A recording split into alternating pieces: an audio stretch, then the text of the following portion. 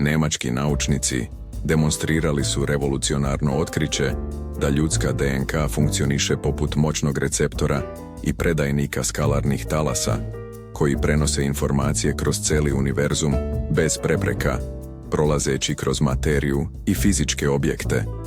Ovi talasi ne putuju linearno, već trenutno i brže od brzine svetlosti. Ovo otkriće znači da kada duhovno probuđena osoba u meditaciji resetuje svoj na nultu tačku, oslobođena ega, sumnji i prepreka, ona postaje čisti kanal za univerzalne informacije. Iz tog stanja potpune praznine, jasno postavljena namera putuje momentalno ka cilju, omogućavajući direktnu i jasnu komunikaciju sa svim što postoji u univerzumu. Na taj način, naše misli imaju neverovatan potencijal, sposobnost trenutnog prolaska kroz svemir, donoseći nazad informacije iz najudaljenijih krajeva univerzuma.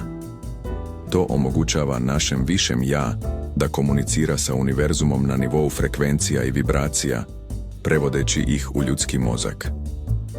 Kada čovjek doživi ovu moć, život postaje uzbudljiv jer se spaja sa svim što postoji. Tada više ja postaje božansko biće na zemlji, vođeno znanjem koje nadilazi ljudsko razumevanje, otvarajući vrata beskonačnim mogućnostima. Oslobađanjem od ega, osoba dobija pristup dubokim kosmičkim uvidima, postajući kreator sopstvene stvarnosti.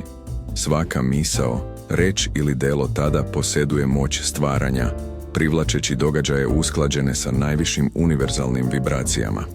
Probuđeni pojedinci razumeju univerzalnu komunikaciju putem vibracija, frekvencija i energije, lako tumačeći životne poruke, inspirišući druge i podižući kolektivnu svest.